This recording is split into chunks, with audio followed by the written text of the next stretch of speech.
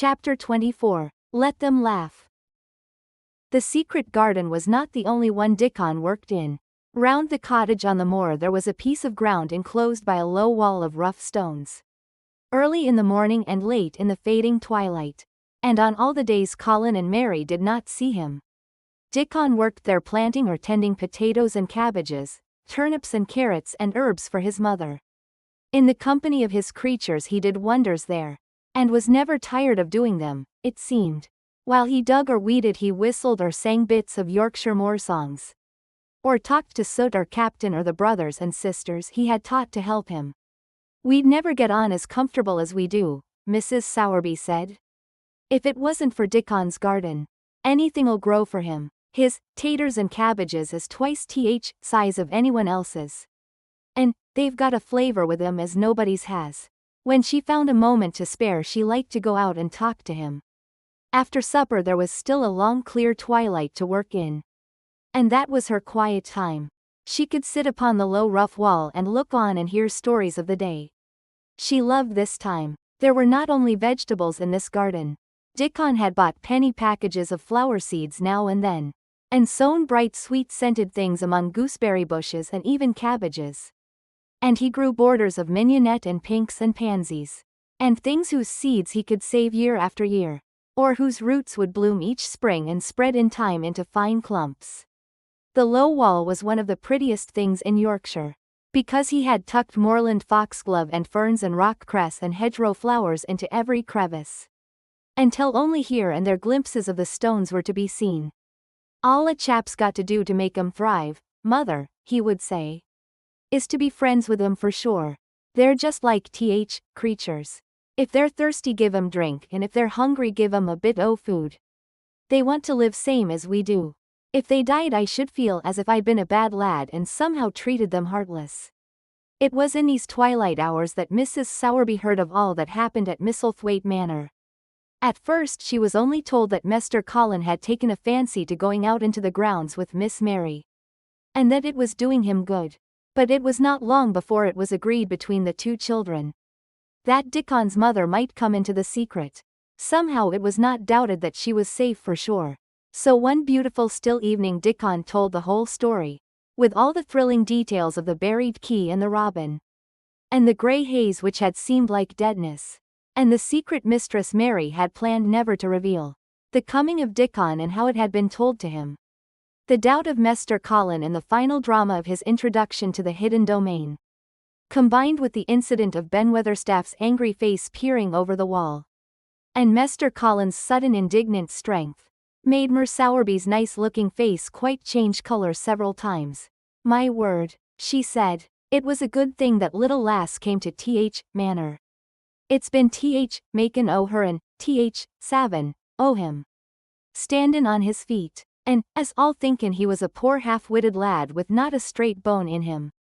She asked a great many questions, and her blue eyes were full of deep thinking. "What do they make of it at Manor, him being so well and cheerful and never complainin'?" she inquired. "They don't know what to make of it," answered Dickon. "Every day as comes round his face looks different. It's fillin' out and doesn't look so sharp and waxy colour as goin'. But he has to do his bit o' complainin'," with a highly entertained grin. "What for, mercy's name?" asked Mrs. Sowerby. Dickon chuckled. "He does it to keep them from guessin' what's happened. If the doctor knew he'd found out he could stand on his feet, he'd likely write and tell Mr. Craven. Mr. Colin's savin' secret to tell himself. He's goin' to practice his magic on his legs every day till his father comes back. And then he's goin' to march into his room and show him he's as straight as other lads. But him and Miss Mary thinks it's best plan to do a bit o' groanin' and frettin' now and then, to throw folk off scent." Mrs. Sowerby was laughing a low comfortable laugh long before he had finished his last sentence. She said, "That pair's enjoyin' theirselves I'll warrant. They'll get a good bit o' actin' out of it, and there's nothin' children likes as much as play actin'. Let's hear what they do, Dickon lad." Dickon stopped weeding and sat up on his heels to tell her. His eyes were twinkling with fun. "Mr. Colin is carried down to his chair every time he goes out," he explained.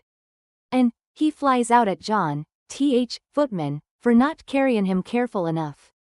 He makes himself as helpless lookin' as he can. And never lifts his head until we're out o' sight o' house. And he grunts and frets a good bit when he's bein' settled into his chair. Him and Miss Mary's both got to enjoyin' it. And when he groans and complains she'll say, "Poor Colin, does it hurt you so much? Are you so weak as that, poor Colin?" But trouble is that sometimes they can scarce keep from burstin' out laughin'.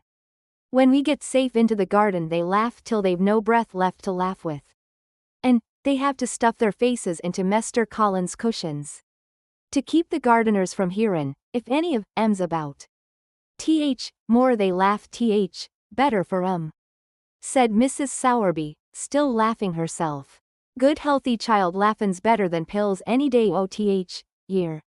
That pair'll plump up for sure." "They are plumpin' up," said Dickon. "They're that hungry they don't know how to get enough to eat without makin' talk. Mester Colin says if he keeps sendin' for more food, they won't believe he's an invalid at all. Miss Mary says she'll let him eat her share, but he says that if she goes hungry she'll get thin and they moon both get fat at once."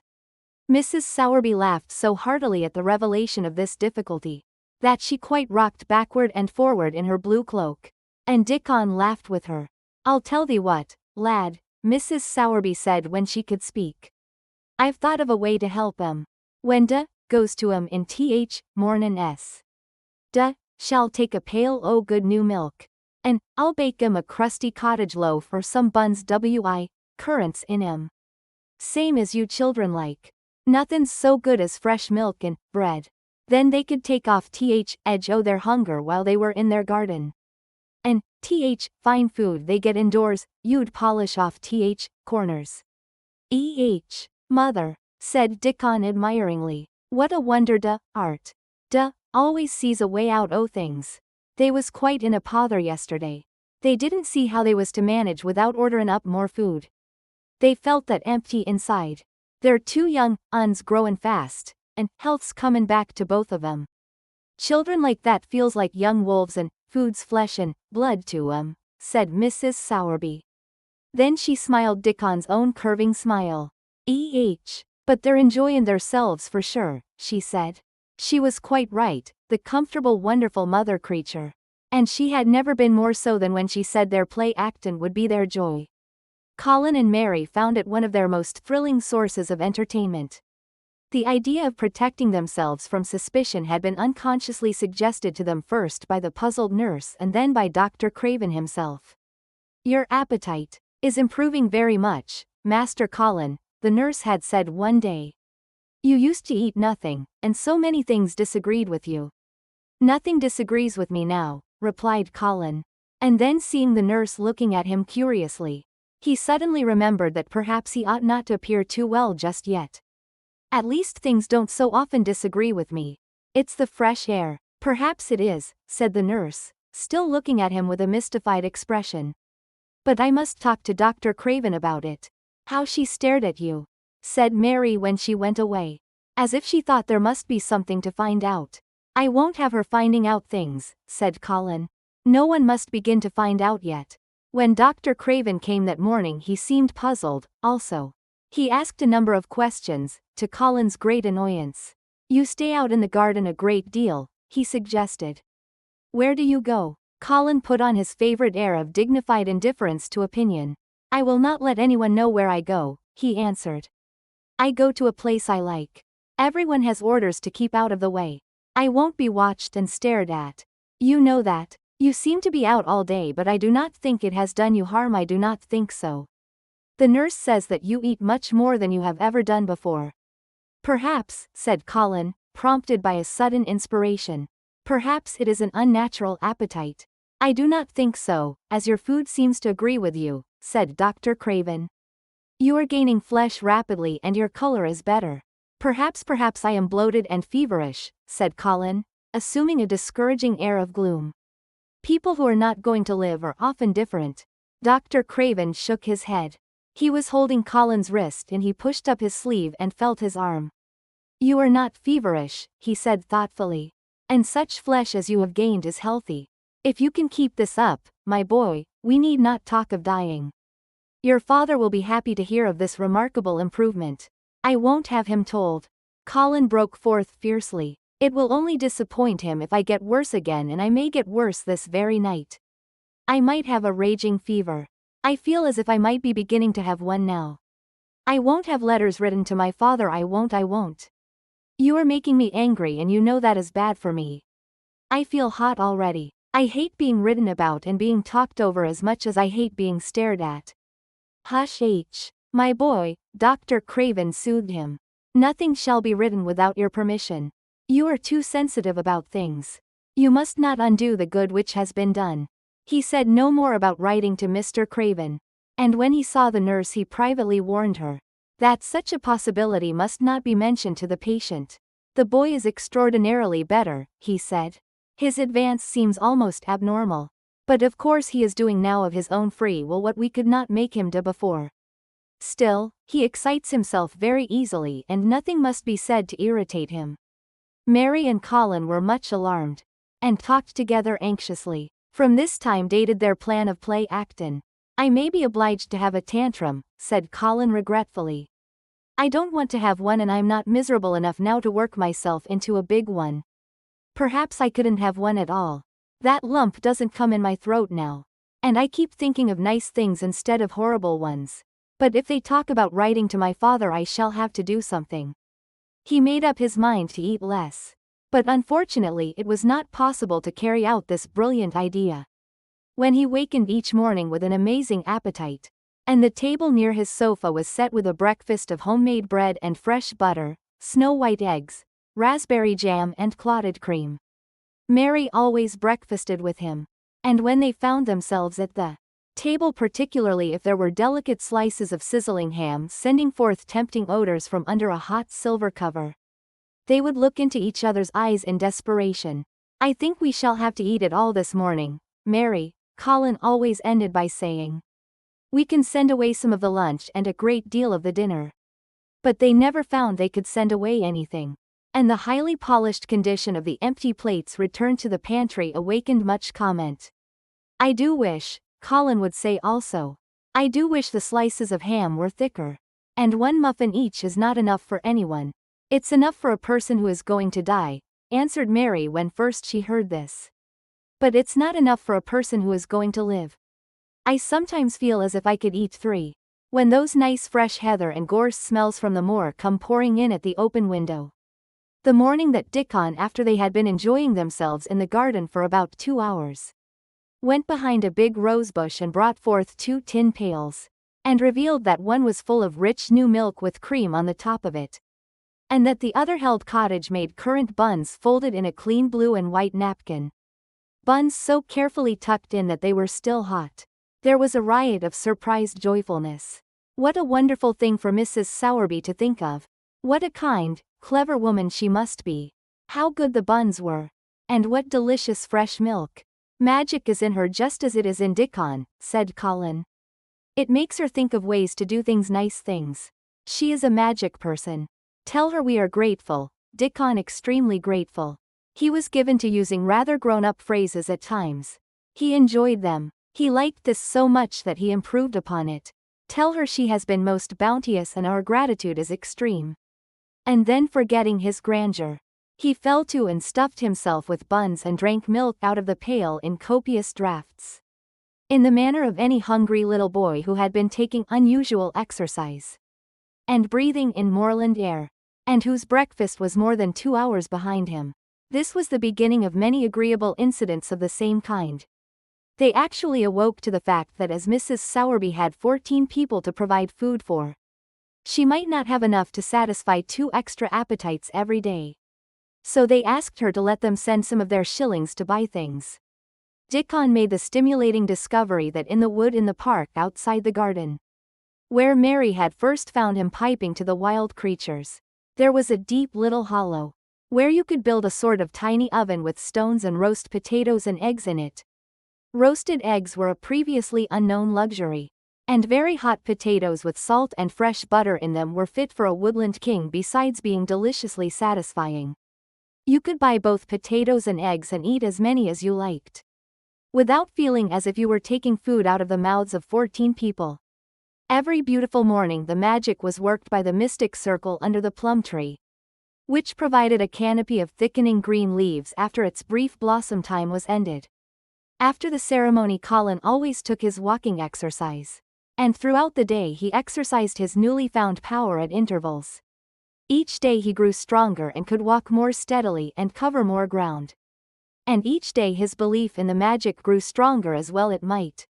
He tried one experiment after another as he felt himself gaining strength. And it was Dickon who showed him the best things of all. Yesterday, he said one morning after an absence, I went to Thwaite for mother and, near Blue Cow Inn I seed Bob Hayworth. He's the strongest chap on Moor. He's the champion wrestler and, he can jump higher than any other chap and, throw hammer farther. He's gone all way to Scotland for sports some years. He's knowed me ever since I was a little, and he's a friendly sort and, I axed him some questions. Gentry calls him a athlete and I thought Mester Colin. And I says, how did make muscles stick out that way, Bob? Did do anything extra to make Teisel so strong? And he says, well, yes, lad, I did. A strong man in a show that came to Thwaite once showed me how to exercise my arms and legs and every muscle in my body. And I says, could a delicate chap make himself stronger with them, Bob? And he laughed and says, art delicate chap? And I says, no, but I knows a young gentleman that's gettin' well of a long illness and I wish I knowed some o' them tricks to tell him about. I didn't say no names and he didn't ask none. He's friendly same as I said and he stood up and showed me good-natured like, and I imitated what he did till I knowed it by heart. Colin had been listening excitedly. Can you show me? He cried. Will you? Aye, to be sure, Dickon answered, getting up. But he says moon do 'em gentle at first and be careful not to tire Teisel. Rest in between times and take deep breaths and don't overdo. I'll be careful, said Colin. Show me, Dickon, you are the most magic boy in the world. Dickon stood up on the grass and slowly went through a carefully practical but simple series of muscle exercises. Colin watched them with widening eyes. He could do a few while he was sitting down. Presently he did a few gently, while he stood upon his already steadied feet. Mary began to do them also.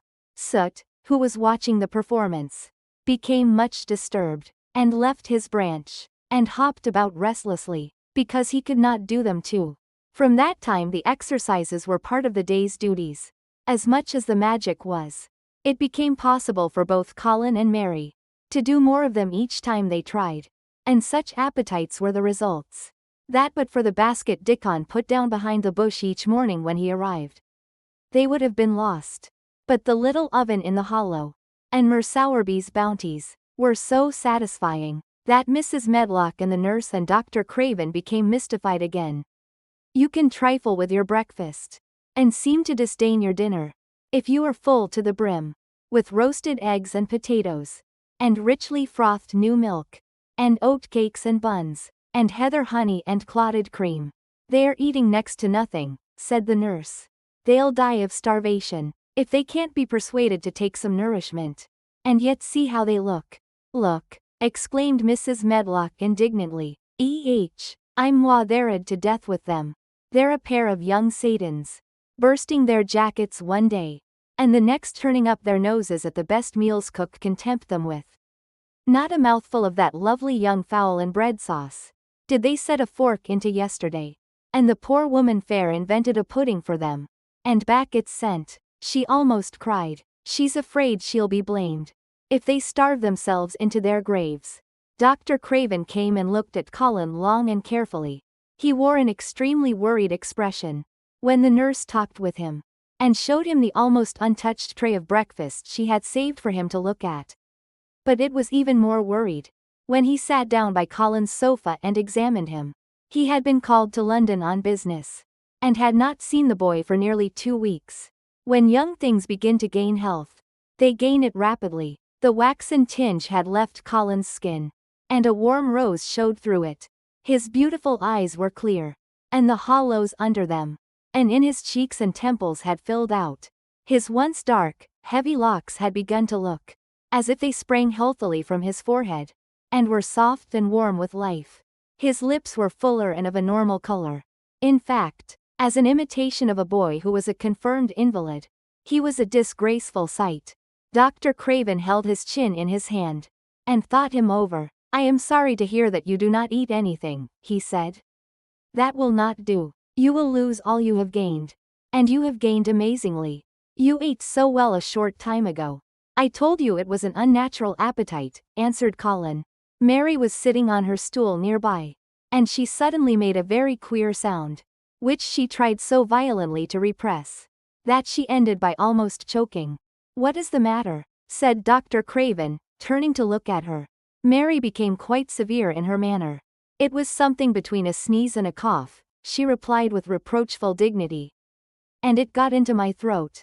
But," she said afterward to Colin, "I couldn't stop myself. It just burst out. Because all at once I couldn't help remembering that last big potato you ate, and the way your mouth stretched when you bit through that thick lovely crust, with jam and clotted cream on it. Is there any way in which those children can get food secretly?" Dr. Craven inquired of Mrs. Medlock. "There's no way, unless they dig it out of the earth, or pick it off the trees," Mrs. Medlock answered. "They stay out in the grounds all day, and see no one but each other. And if they want anything different to eat from what's sent up to them, they need only ask for it." "Well," said Dr. Craven, "so long as going without food agrees with them, we need not disturb ourselves. The boy is a new creature. So is the girl," said Mrs. Medlock. "She's begun to be downright pretty, since she's filled out, and lost her ugly little sour look. Her hair's grown thick and healthy looking, and she's got a bright color. The glummest, ill-natured little thing she used to be. And now her and Master Colin laugh together, like a pair of crazy young ones. Perhaps they're growing fat on that." "Perhaps they are," said Dr. Craven. "Let them laugh.